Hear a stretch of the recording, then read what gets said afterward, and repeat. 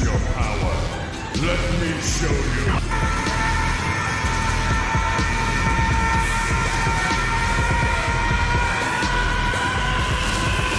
What's up, y'all? We back at it, man, with the latest chapter of Kagurabachi, man. Hey, yo, what is this chapter number? Like chapter 104?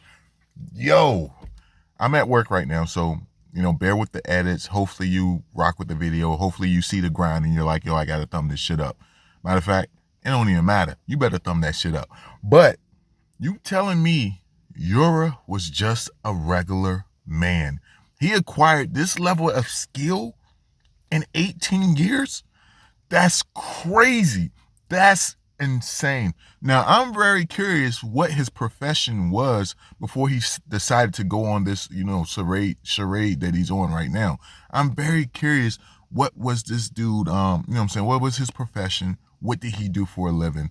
And also with the other members of his group, what were they doing prior to the joining Yura and his in his dreams? Like, I'm very curious about all of that, but we're about to get into this chapter because this shit is crazy. So you got it where the chapter starts off.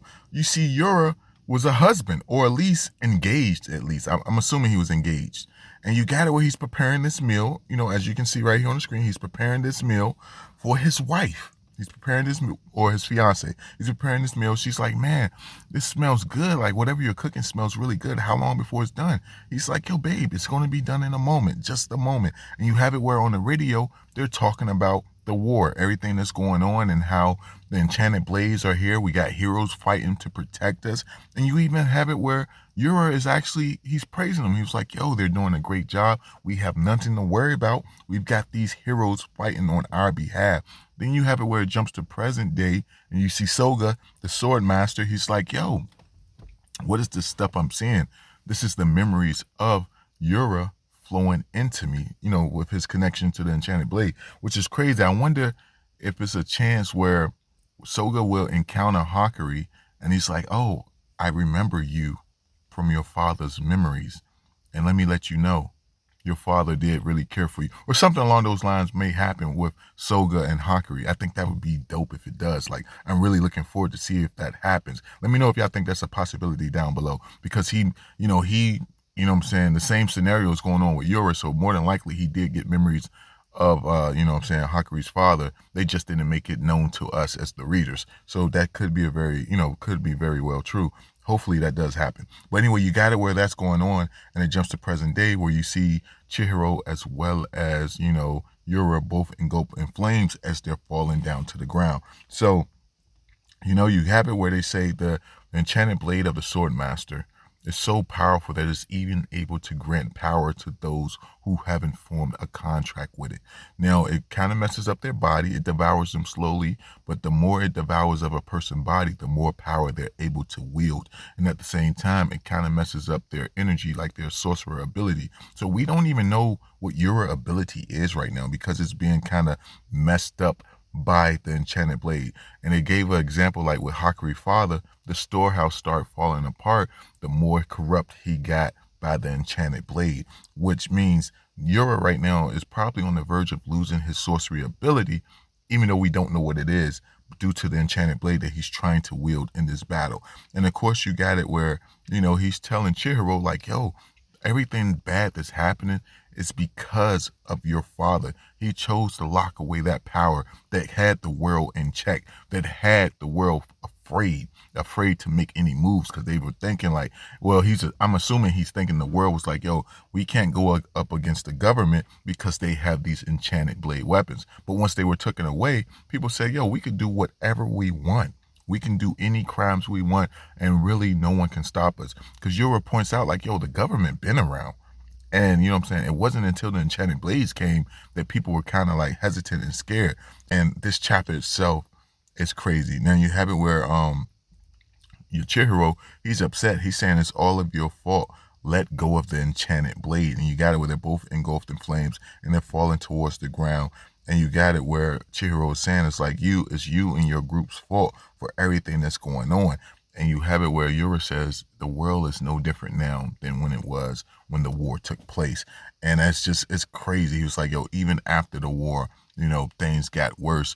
due to the disappearance of the enchanted blades, and that was your father's fault. He's like, yo, things could have been different. Everything could have been different. And I imagine after the war, it was a lot of mayhem, a lot of robbery, robbing, a lot of thieving and stuff like that going on due to all the chaos. You know, police and the government was probably more busy with trying to deal with the stuff going on with the war and wasn't paying attention to the simple stuff on the street, which may lead to Yura's wife being, or fiance being taken out, or something along those lines. She may very well still be alive, but it could have led to what put him on this path. I'm pretty sure whatever happened within that time frame put him on this path, and we're probably going to get more information to it as the chapter goes on. But you got it where, you know, Chihiro's, you know, he's saying that it's their fault, and Yura's saying like, no, it's your father's fault. He made this world like this. And I'm not gonna lie, this panel where he's screaming that out, oh my gosh, that shit just looks so brutal. Yo, that is brutal as hell. But anyway, you got it where it seems as if Chihiro himself is becoming aware of what's happening. And you see the sword master like walking forward, and he's like looking more and more into the mind of Yura. And if you look closely, even his eyes has changed as if he was using the power of his enchanted blade. But you got it where, you know, explosion happens to send both characters flying in opposite directions. I'm referring to Chihiro and Yura.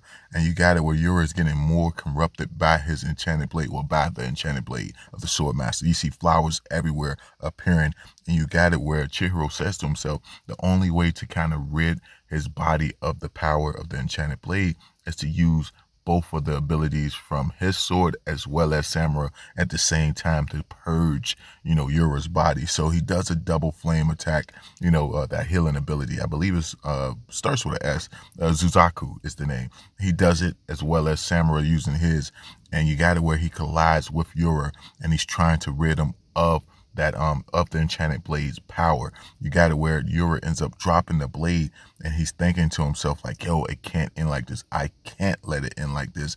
Your boy Chihiro is telling him it's over. It's done now. As you see him right here engulfed in flames. This shit is crazy. This shit is real crazy. But as that's going on, you have it where he's like, not yet, not yet. Then you have the sword master saying like, yo, you know, you need me. Just relax. Your boy Yura is saying like, yo, we were nobody, but we were nobody. We needed a hero. And then you have the sword master right here saying, yo, this shit just cold. This shit cold as hell.